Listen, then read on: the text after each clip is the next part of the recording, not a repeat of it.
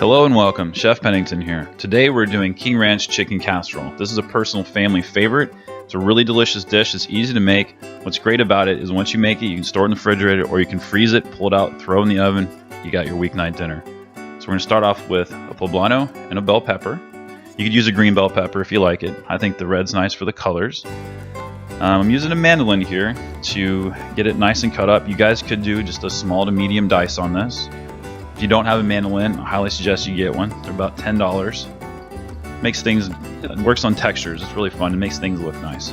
It's hard to slice things really thin. That's where the mandolin comes in. We're going to use one medium onion. We're going to do a fairly, once again, small to medium dice. We want to make everything have a nice mouthfeel once it's done. We don't want big chunks of onion running through our casserole. We're going to get that in the bowl. I went ahead and bought a store-bought roasted chicken. These are delicious. They're fairly inexpensive. I do have a recipe on the website for the perfect roast chicken, which turns out perfect every time. I'll put a link below for you on that. It'll also be in the article on the website. Went ahead and showed you how I went about breaking this down. Took the legs off first, then the breasts. Then use your fingers. You can feel in there where the meat is. Give it a good medium chop. This will be probably the largest item in the casserole as far as mouthfeel goes. You want to know if there's chicken in there. If you make it too small, it gets a little bit lost. We're going to start with some butter here. We're going to take it to where it's just starting to brown, which adds a little bit extra flavor. And we're not trying to get color here on the onion, and next is going to be the bell pepper and the poblano. The idea is just to sweat them. We want to start getting some of their natural moisture out so that our casserole has a better overall texture. I'm going to add a little salt here. We're building flavors. The salt also helps the vegetables sweat out some of their waters.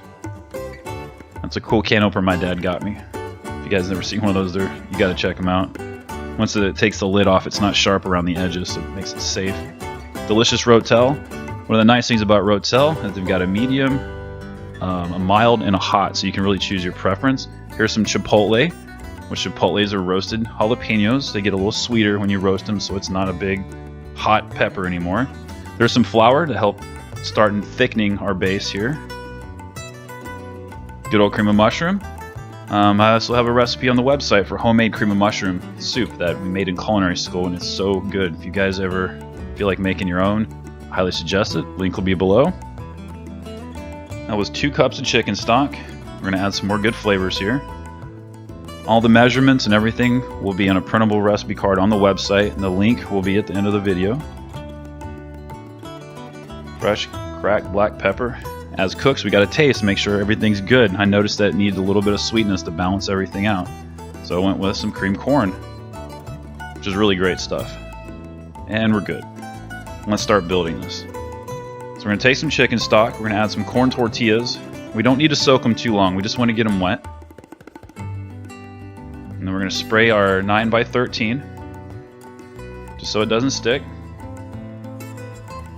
And there's the link to the recipe below. I'm going to go with 6 here. You'll notice that I turn them inside so that they look nice and the outside presentation looks good. And we're going to start with our chicken. This first layer, we want to use more chicken on the second layer. So kind of measure it out as such. And our deliciousness. If you guys choose to make this recipe, I promise you guys are going to really like it. It really is really good. It's one of the better casseroles I've ever made, to be honest. I really love it. Delicious cheese. I used a Mexican blend. You guys use whatever your family likes. And back there, that's some queso fresco, which is kind of like a salty mozzarella. It's a Mexican cheese, and it's really good. It's a little bit drier, crumbles a little nicer.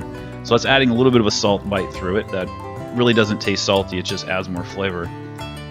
We're going to put the rest of our chicken in here. Try to spread it out pretty evenly. The rest of our delicious base. Okay, I'm hungry now. And our favorite, some more cheese. This is a Monterey Jack, which is a very traditional Mexican south of the border cheese. And then more cheese. I'm taking some Roma tomato here, and I'm just putting a small slice on it. It's going to give us a really nice presentation. We eat with our eyes, so we love color. Plus, once they roast, they get sweet and they taste really good. Okay, this is some of the queso fresco. It's going to melt nicely into the tomato. And this is a jalapeno. If you don't like jalapeno, just don't use it. I think it looks really nice. Plus, I personally like a little bit of heat. Balanced heat, though, not too hot. And there we have it, folks. Into the oven, 375, about 40 minutes, or until it's GDB, which is golden brown and delicious. Hope you guys enjoyed, and you guys have a great one. Take care.